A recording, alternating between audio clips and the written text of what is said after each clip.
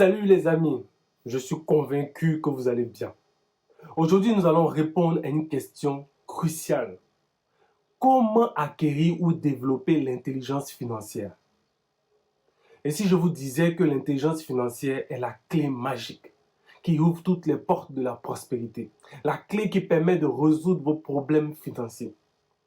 Imaginez un instant que vous puissiez être capable de prendre des décisions éclairées, d'investir intelligemment et de transformer vos rêves en réalité. C'est ça l'intelligence financière. Mais ne vous méprenez pas. L'intelligence financière n'est pas réservée à une élite, n'est pas réservée qu'à une seule catégorie de personnes. Elle est à la portée de tous, à condition d'avoir les bonnes clés en main. Et justement aujourd'hui, ce sont ces clés-là que vous allez obtenir. Comment acquérir ou développer cette intelligence financière tant recherchée?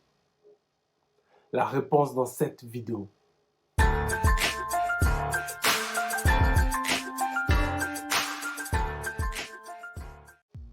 Comment acquérir ou développer l'intelligence financière? Tout d'abord, il faut comprendre le concept d'intelligence financière. Parce que si on ne comprend pas quelque chose, on ne peut pas chercher à développer ou à acquérir cette chose. Donc, l'intelligence financière ne se mesure pas nécessairement à des milliers d'euros ou des millions de francs CFA en banque, ou même encore des milliers de dollars en banque. L'intelligence financière, qu'est-ce que c'est? C'est un concept qui est né dans les années 2000, créé par Robert Kiyosaki, auteur du célèbre livre Père riche, Père pauvre, un livre de référence en matière de finances personnelles, en matière d'éducation financière. C'est la capacité à résoudre ces problèmes financiers.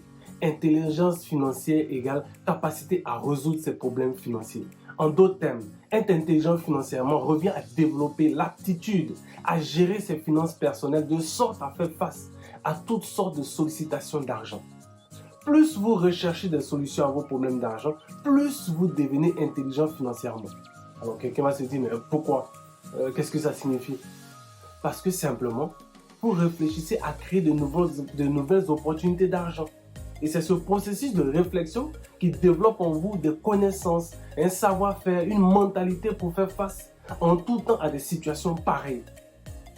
Si on vient vous dire, votre enfant sera mis dehors, il sera exclu d'ici 2 jours, parce que voilà, si vous ne payez pas la scolarité, c'est ce qu'on va vous faire.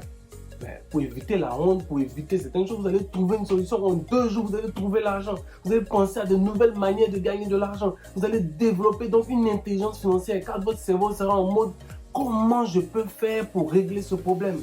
Qu'est-ce que je peux monnayer? Qu'est-ce que je peux faire? Comment je peux être rémunéré pour pouvoir régler ce problème et que mon enfant ne soit pas dehors? C'est ça l'intelligence financière.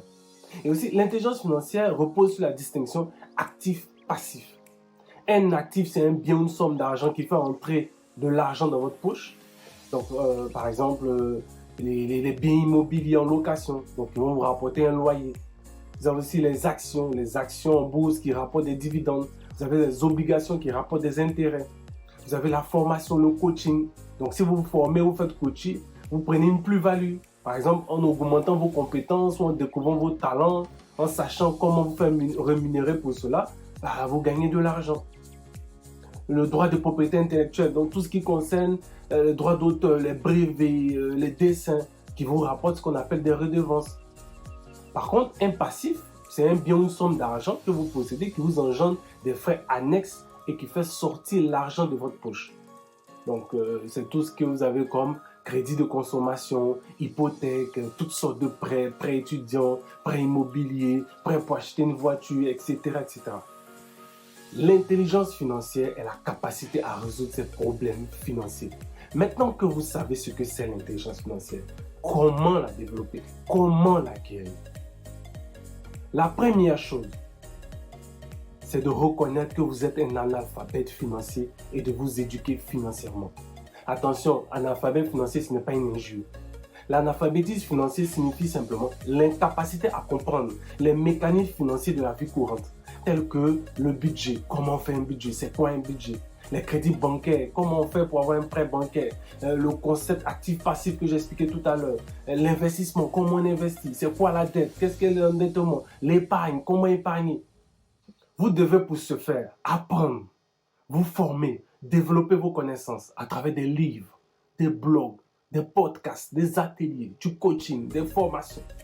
Il y a plusieurs livres classiques. L'homme le plus riche de Babylone de George Clason. Père riche, père pauvre de Robert Kiyosaki. Les secrets d'un esprit millionnaire de T. Harv Eker. La chef de ma mère de Ricardo Kanyama. Pensez devenir riche de Napoléon Hill. Et bien sûr, comment triompher de vos problèmes d'argent de moi-même, votre serviteur, Ange Brice Niaba. La deuxième chose à faire, s'entourer des bonnes personnes. C'est-à-dire des personnes qui ont réussi dans ce que vous voulez faire. Ou des personnes qui partagent votre vision de la vie. Soignez votre entourage. Construisez votre réseau. Votre premier réseau, ce sont les parents, amis, connaissances. Il y a toujours quelqu'un dedans qui connaît quelqu'un qui connaît quelqu'un. Rejoignez des clubs business, des groupes de discussion, afin d'échanger avec des professionnels et d'apprendre des autres aussi pour développer votre intelligence financière. La troisième chose à faire, c'est de mettre en pratique au quotidien ce que vous apprenez. Sans action, pas d'accomplissement. Sans action, vous n'avancerez pas. Commencez par élaborer un budget réaliste, adapté à votre situation pour respecter vos finances et déterminer vos objectifs financiers prioritaires. Comme objectif financier, par exemple, je veux gagner 10 millions d'ici fin 2024. Je veux épargner 1 million d'ici la fin de l'année 2023. Ce sont des objectifs financiers, vous faites en fonction de votre situation. Après cela, si vous avez des dettes, pensez à les rembourser. Mettez en place un plan d'épargne. Dépensez votre argent de manière intelligente. Quand on dit de manière intelligente, ça veut dire évitez de dépenser de l'argent pour vos besoins superflus. Tant que vos besoins vitaux ne sont pas couverts, tant que vos dépenses fixes ne sont pas couvertes, tant que les dépenses qui sont prioritaires pour vous ne sont pas couvertes. Et enfin, investissez votre argent. En résumé, pour acquérir et développer votre intelligence financière, 1. Développez vos connaissances. 2. Entourez-vous de bonnes personnes. 3. Mettez en pratique ce que vous apprenez.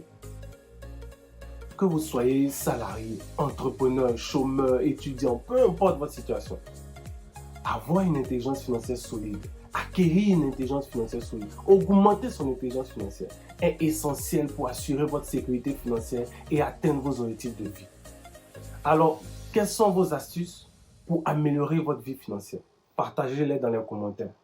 N'oubliez pas de liker cette vidéo, de vous abonner à ma chaîne pour ne rien manquer de mes prochains conseils. À bientôt.